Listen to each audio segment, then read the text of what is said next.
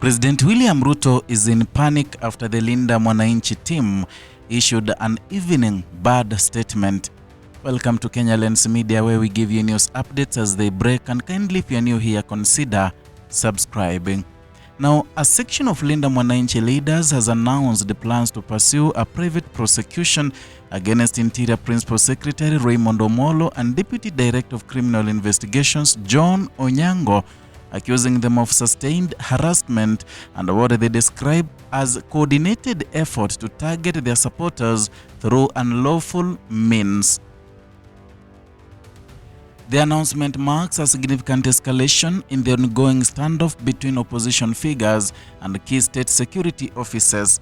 Led by Siaya Governor James Orengo and Embakasi East Member of Parliament Babu Wino, the group claims that the state agencies have crossed a legal line. They allege that supporters aligned with their movement are being subjected to intimidation, arbitrary targeting, and what they describe as fabricated charges. According to the leaders, this pattern of alleged harassment has persisted over time, raising concerns about the conduct of law enforcement agencies and the broader implications for civil liberties.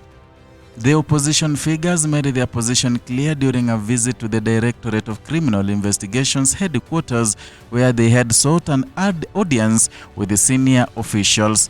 Their message was direct. They warned that if the situation continues unchanged, they will initiate private legal proceedings against the two senior officials, and at the heart of their complaint is the claim that certain elements within the security apparatus are being used to suppress dissent.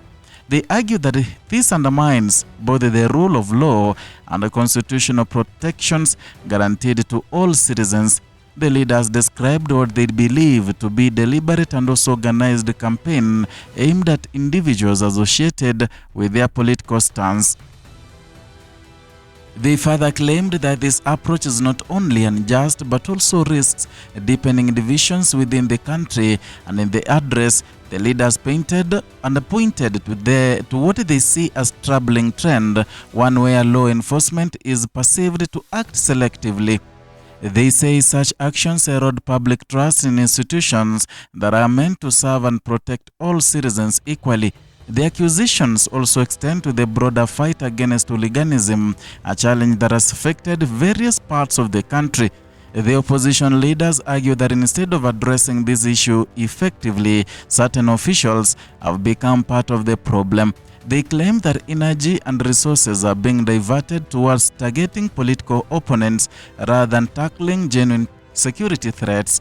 This, they say, weakens efforts to maintain public order and safety. And during their remarks, the leaders emphasized that no individual is above the law, regardless of their position in government. They stressed the importance of accountability, especially among those entrusted with enforcing the law, and their warning of the private prosecution signals a move to shift the matter from the political arena into the legal system. Such a step would place the dispute before the courts, where evidence and legal arguments would determine the outcome. Legal experts note that private prosecutions, while rare, are allowed under Kenyan law under specific circumstances. They can be pursued when individuals believe that public authorities have failed to act or have acted improperly. And if carried forward, this case would test the boundaries of that legal provision and draw national attention. And beyond the legal implications, the situation reflects deeper tensions within the country's political landscape. The claims of intimidation and misuse of power, if proven, would raise serious questions about governance and accountability, and at the same time, the accusations themselves highlight the level of mistrust between sections of the political class and also state institutions.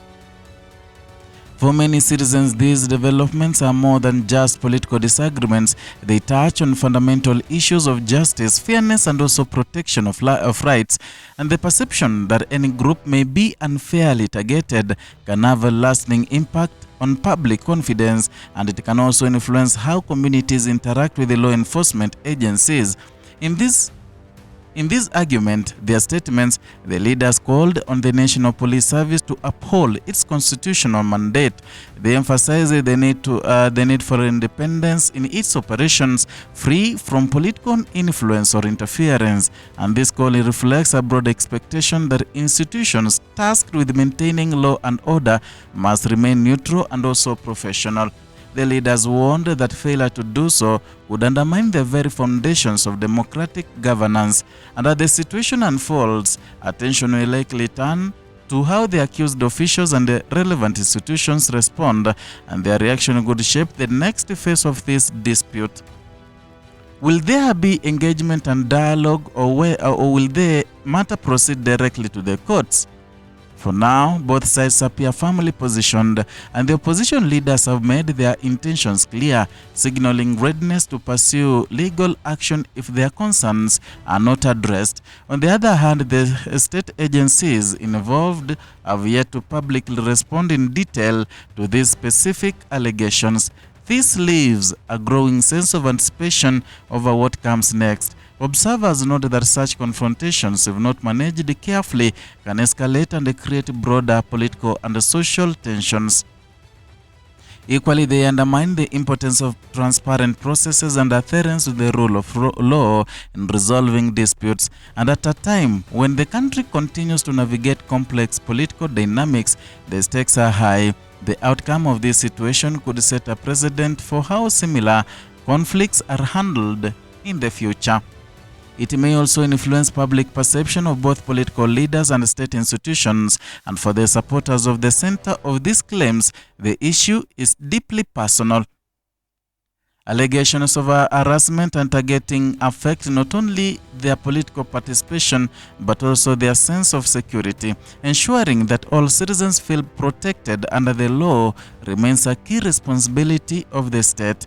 As this story develops, it will be closely watched across the country, and the questions of accountability, fairness, and institutional integrity are now at the forefront, and the path chosen in the coming days could have lasting implications. And in the balance now stands not just a political dispute, but the enduring question on how power, law, and justice meet in the lives of ordinary citizens. That is all for now from Kenya Lens Media, where we talk and analyze politics. Here is where you get also news updates as they break.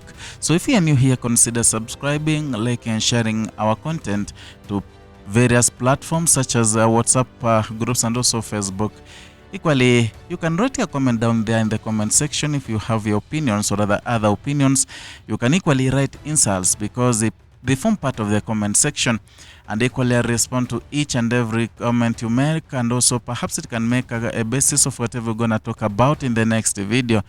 And also hit the notification bell so that you can be receiving notifications each and every time we bring you a new